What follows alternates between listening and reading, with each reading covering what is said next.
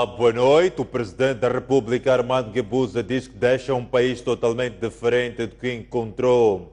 Na apresentação do último informe sobre o Estado da Nação, o chefe de Estado defende que o país cresceu a todos os níveis.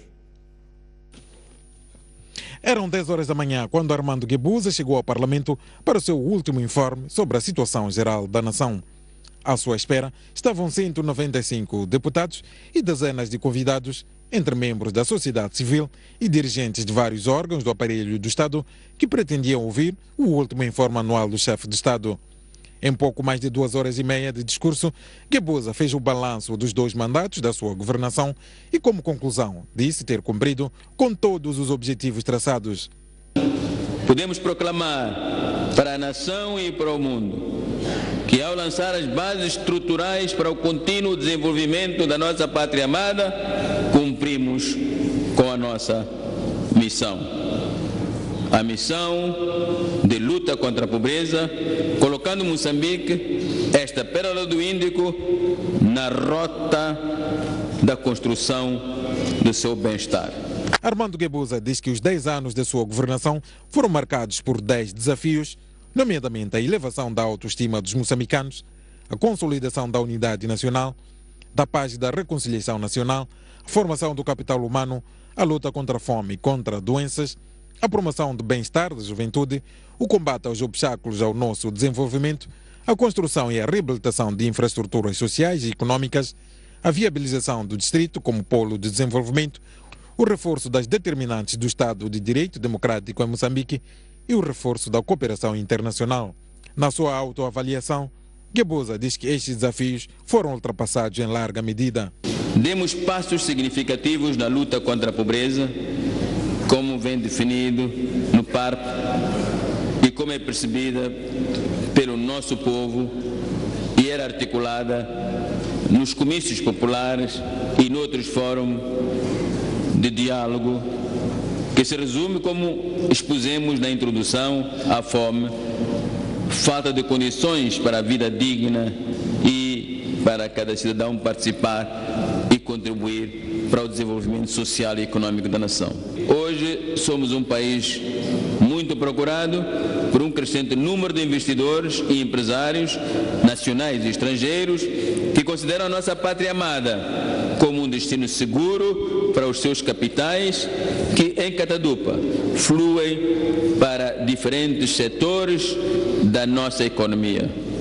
Hoje já não somos o país de que se fala, somos o país com que se fala e se forjam parcerias. Quanto à tensão político-militar, o Presidente da República diz que delegou as funções de José Pacheco para fechar o acordo político. Armando Guebuza espera que a decisão sirva para concluir o dossiê da tensão político-militar.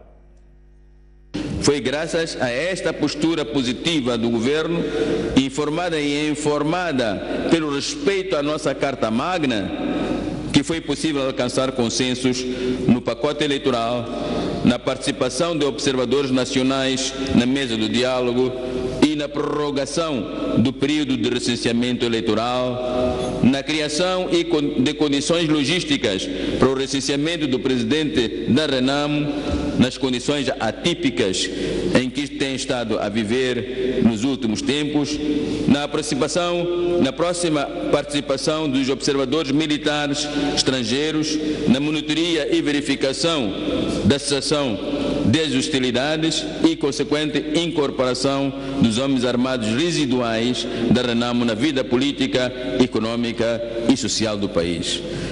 Na aprovação da lei da amnistia, que cobre os crimes cometidos no âmbito dos ataques promovidos pelo Partido Renamo contra o Estado e contra as populações, e na paulatina distensão da situação militar que se tem estado a viver nas últimas semanas.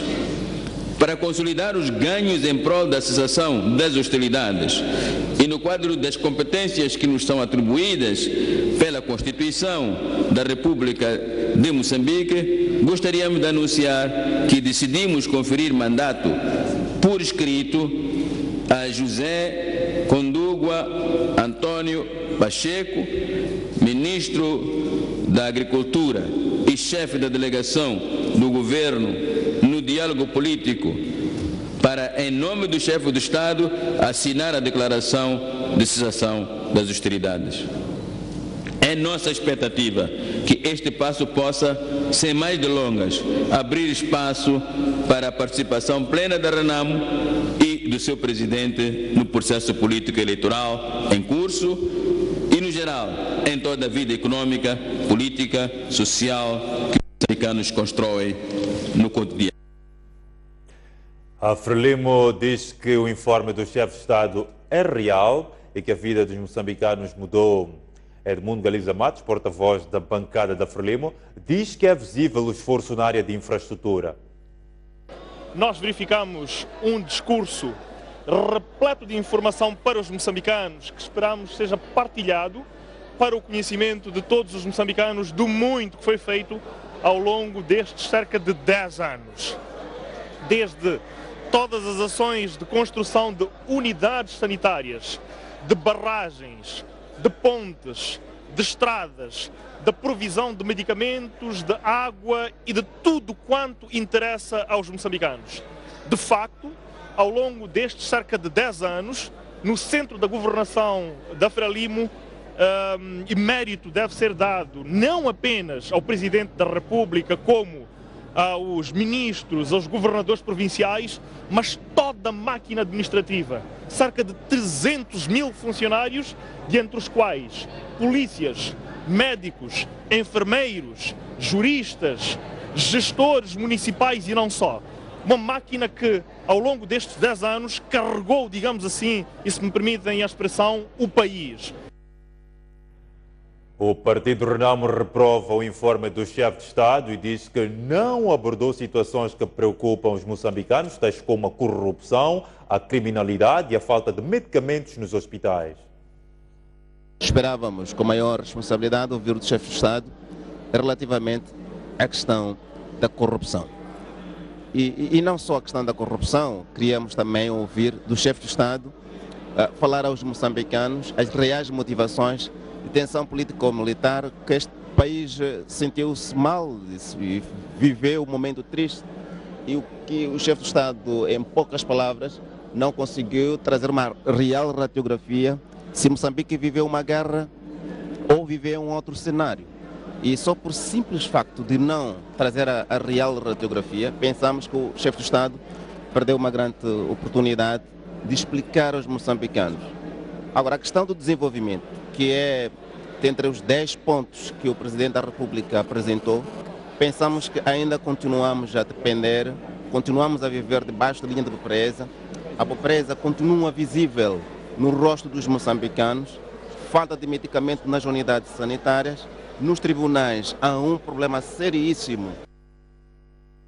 Já o Movimento Democrático de Moçambique diz que esperava ouvir mais sobre a instabilidade política e militar que o país atravessa, bem como o ponto de situação em que o país está. Para nós, realmente foi apenas uma informação e que realmente não reflete ao nível em que ele se encontra como chefe de Estado. Teria apenas resumido, mas teria sido bom tom se ele tivesse trazido assuntos muito importantes e que os moçambicanos esperam ver. Em particular, a questão da paz, que ele deve realmente deixar este país, este país em paz ao sair da presidência. Os 10 pilares com que o Presidente apresentou este seu informe, enumerando nas várias dimensões, não são satisfatórios na ótica do MDM? Olha, os 10 pilares, ele já tinha falado disso nos outros informes. Aliás, sempre que ele veio, fez a mesma coisa. E, Jeremias, será que todos isso reflete-se na vida dos moçambicanos? Não. Por exemplo, a questão da economia. Podemos falar do crescimento e do desenvolvimento. O desenvolvimento que depois, como resultado, traz o crescimento econômico. Mas não se reflete na vida, no bolso dos moçambicanos. O provedor de justiça diz que o discurso do Presidente da República foi abrangente. Já o Presidente da Comissão Nacional dos Direitos Humanos, Custódio Duma, disse que o informe não reflete a pobreza que se vive no país. O informe foi abrangente, tocou todos os aspectos e eu penso que até é um documento que pode servir de estudo para a nossa atuação. Traz ali tudo mais ou menos quanto aconteceu durante o mandato, os 2 mandatos do atual Presidente da República. Como todos nós acompanhamos, só em 2012 é que foi eleito o Provedor da Justiça e já está a funcionar efetivamente no sentido de, conforme diz a lei, de garantir os direitos do cidadão, a defesa da legalidade e da justiça na atuação da administração pública. Penso que foi um informe exaustivo, na verdade foi mais um relatório daquilo que foi os desafios do Presidente da República durante os 10 anos, praticamente. Então penso que, do ponto de vista da informação, conseguiu trazer um pouco o resumo daquilo que foram as suas realizações. A abordagem do relatório foi muito do ponto de vista geral e não necessariamente em aspectos concretos do desenvolvimento humano. Mas nós sabemos que o desenvolvimento humano em Moçambique ainda é um grande desafio. O relatório trouxe alguns aspectos sobre o conceito da pobreza, mas não conseguiu trazer, de facto, o ponto da situação daquilo que é a nossa pobreza hoje. E penso que esta foi uma parte da lacuna do relatório. Todavia, acho que tocou aspectos concretos, digamos assim, gerais sobre desenvolvimento. O governo e a Renamo voltaram a falhar esta quinta-feira a assinatura do acordo de cessar-fogo. O governo exige agora que a delegação de Renamo apresente uma procuração que autorize a assinar o acordo, mas esta diz que a palavra do seu líder já é uma garantia. O governo e a Renamo continuam longe de entendimentos sobre quem deve assinar ou não o acordo final para o cessar-fogo. Na ronda desta quinta-feira, a delegação do governo recusou-se a assinar o acordo, defendendo que, se não for Afonso Dhlakama a assinar, então a sua contraparte deve apresentar uma procuração que lhe confere esse direito.